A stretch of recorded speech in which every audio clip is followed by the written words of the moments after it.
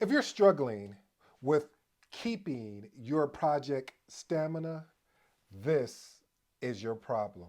Hey, if you're new to the channel, I go by the name of ED. For all you smart and intelligent folks out there, listen, that just simply means I have an 8 point framework in which in those 8 points, I give you 8 really good, research. No, I'm just playing. No, I really give you some good 8 points that is either through experience or research that I've actually experienced. So, with no further ado, today's episode is entitled Project Chaos to Clarity, 8 must known survival tips. Again, Project Chaos to Clarity, 8 must known survival tips. Family, I hope you enjoy this. We're just going to have some fun. Do you mind if I tell you a story?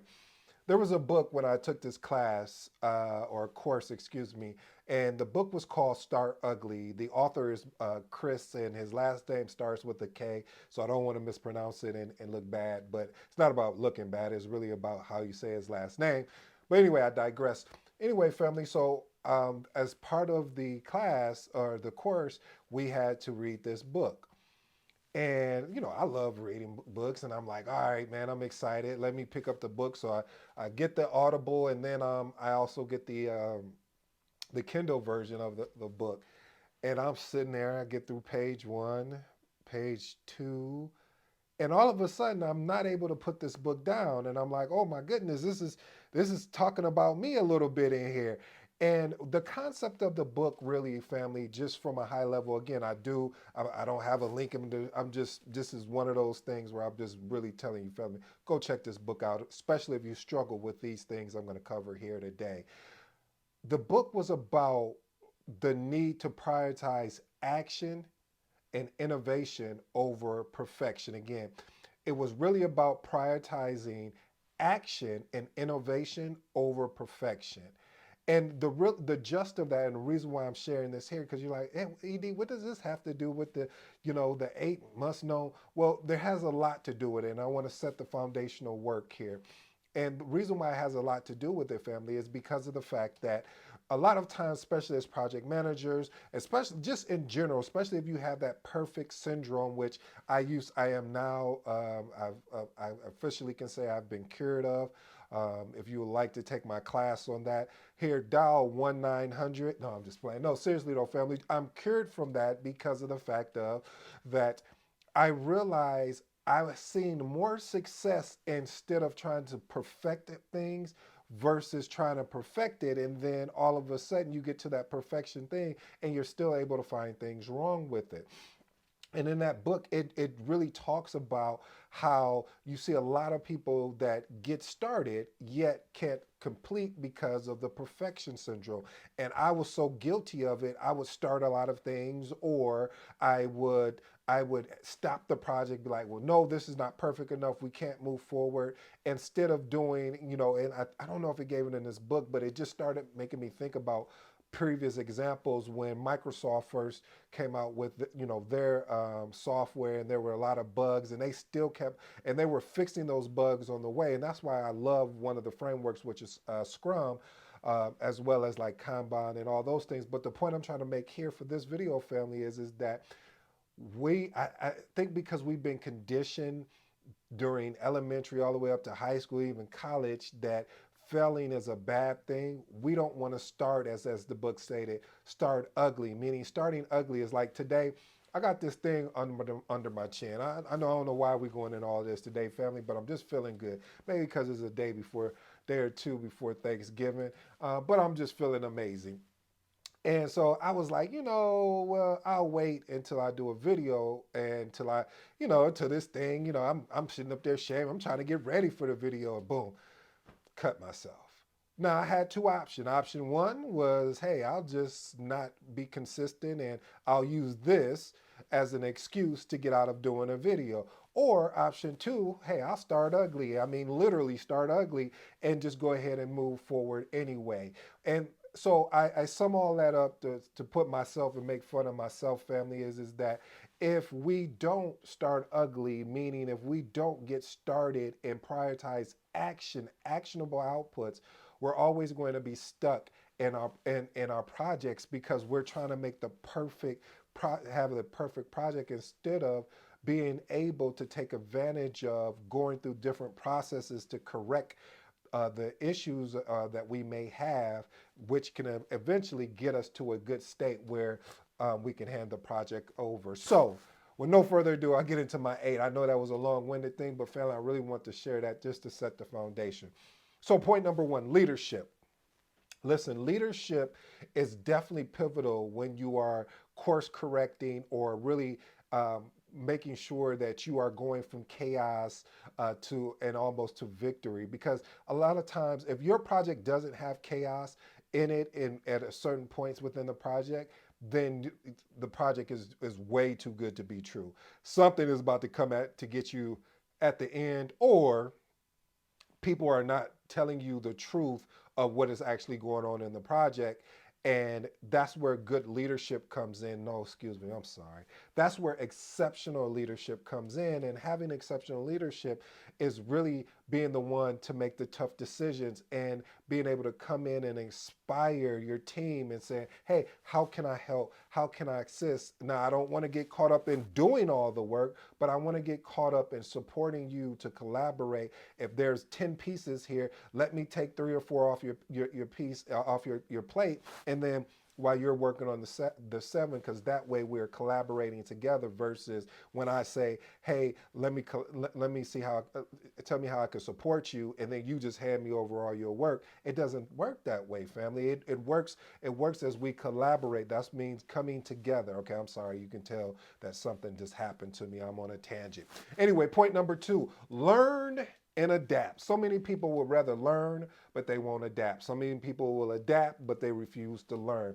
See, the ability to be able to learn and adapt really gives you, an opportunity for growth. I remember when I started off in this career, we were learning, all we were using Microsoft Project.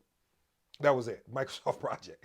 And then I went to another company, they didn't use Microsoft Project. And I'm like, okay, how do you track your, well, we don't track it in Microsoft Project. I think, I forgot the tool that they were using, but it was a different tool than Microsoft Project. Went to another company, they just used your Microsoft Excel sheets. And then it was another one that used, so it was, that used a different tool. And so being able to be adaptable as a project manager, you always have to be adaptable because there's new tools out there. There's so many new tools that I've learned that I have to continue to go back and relearn, because if you're not using them frequently, then it's hard to remember how to use them as much. So being able to really look at your past experiences and apply them to your new experiences, but not but only using bits and pieces from there. My theory has always been, or I shouldn't say my theory, of my the way my ideology has been using the rear view mirror to look behind you and the front glass to be able to look in front of you. And what that translates to is just basically saying,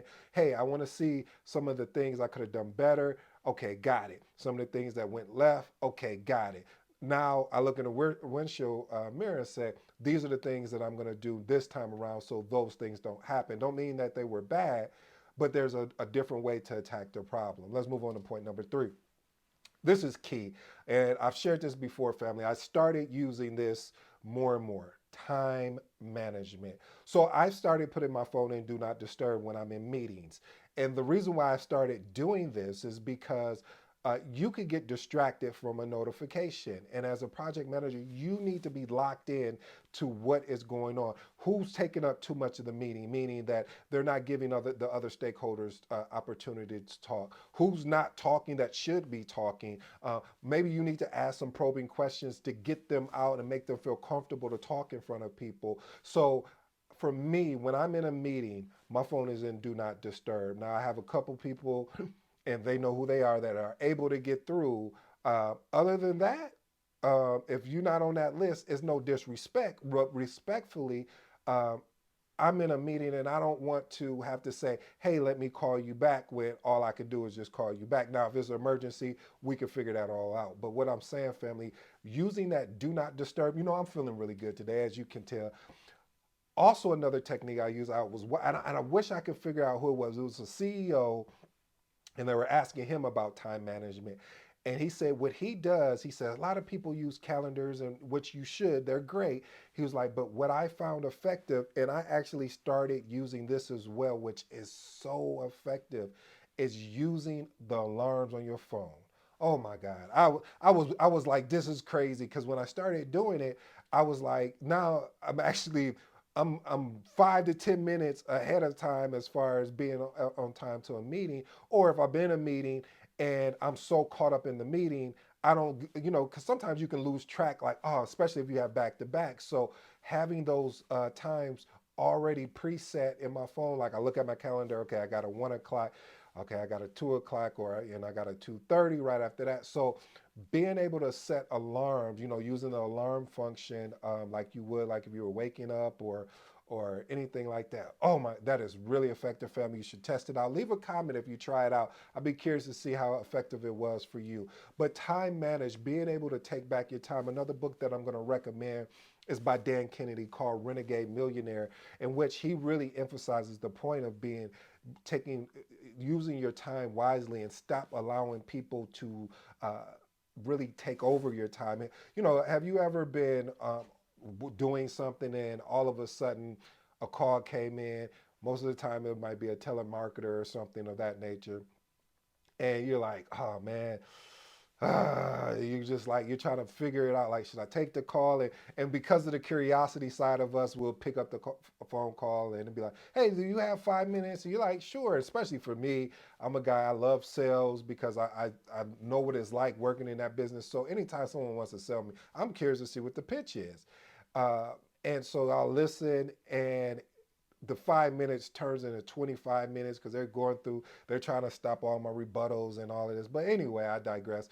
So point I'm trying to make, family, is that we have to guard our time wisely. Point number 4, stakeholder engagement.